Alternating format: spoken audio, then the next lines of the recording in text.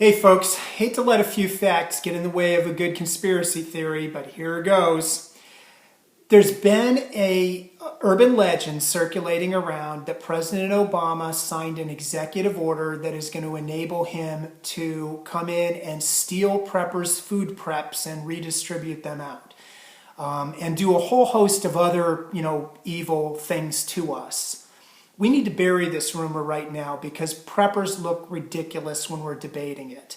Don't we have enough real things that we need to worry about? There are, real things to prepare for, such as a solar flare, a pandemic, terrorists attacking the infrastructure, a rogue nation with an EMP weapon, hurricanes, tornadoes, Miley Cyrus videos.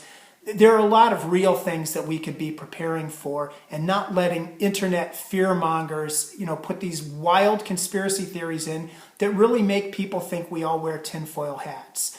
I would much rather be prepared for all of the things that actually there is some basis of fact to believe could happen than, something that some blogger just put out and it just grew legs and ran all over the internet.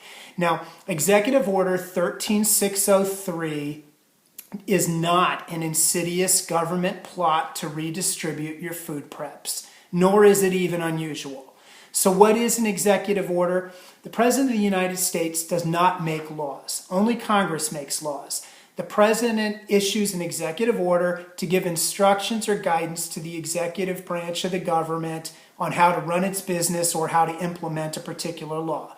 Now, a lot of times these executive orders can be very, very controversial because after all, this is America and we don't agree on much. So for example, should the president put out an executive order telling the Department of Justice to enforce a particular law or not enforce a particular law aggressively, somebody's going to squawk about that. The history of Executive Order 13603 actually goes all the way back to 1950. On September 8th, 1950, Congress enacted the Defense Production Act of 1950 in response to the start of the Korean War. The act did three basic things. First of all, it empowered the president to require businesses to sign contracts with the government which are deemed necessary for the national defense. Number two, it empowered the president to issue regulations and orders necessary to allocate materials and services and facilities to promote the national defense. And then number three, it empowers the president to ensure that scarce or critical materials are available for national defense. An example of that would be the Strategic Oil Reserve.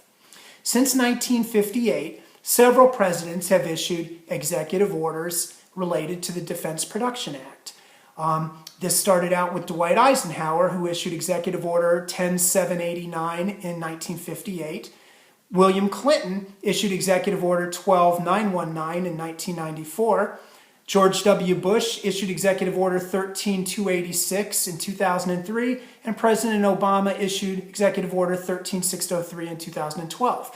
Now, the interesting thing is, Obama's Executive Order 13603 is almost identical to Clinton's executive order.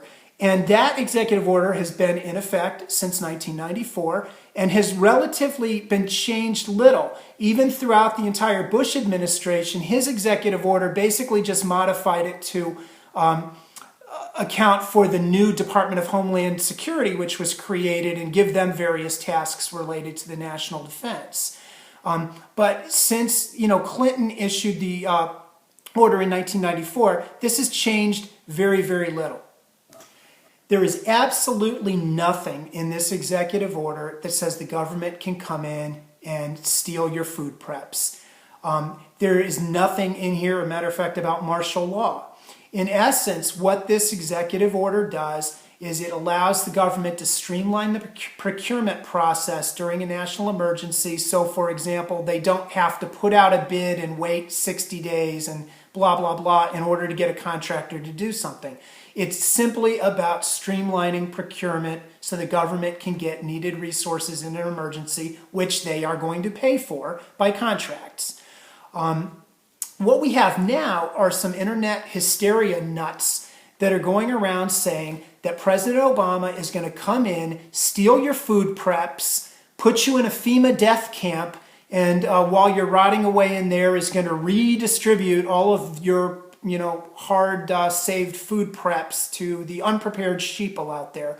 There's absolutely nothing in this executive order that says anything like that. But somehow this rumor has just grown legs. And basically what's happened is some people, for whatever reason, have tweeted out or sent out or Facebooked or done blogs on this executive order, where they can come in and get your food preps, and they've attached a copy of the executive order. Now, here's the deal with executive orders.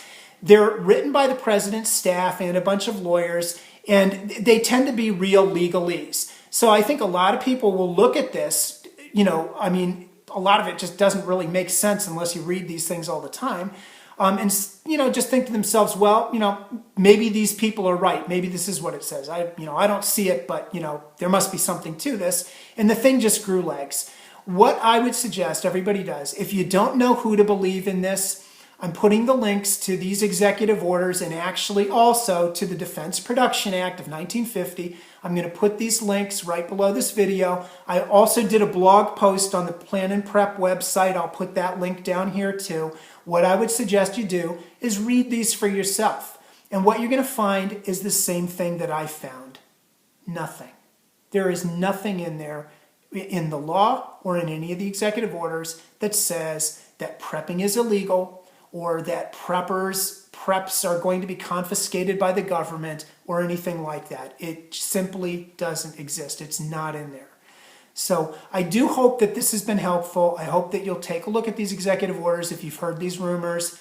Don't believe me. Don't believe the bloggers. Read it for yourself. If you don't see it in there, it's probably not in there. Neither I nor the bloggers who purport that there is this big conspiracy are any smarter than you are. So read it for yourself. And if you don't see it, then I would propose that it is not there. Thank you very much for watching.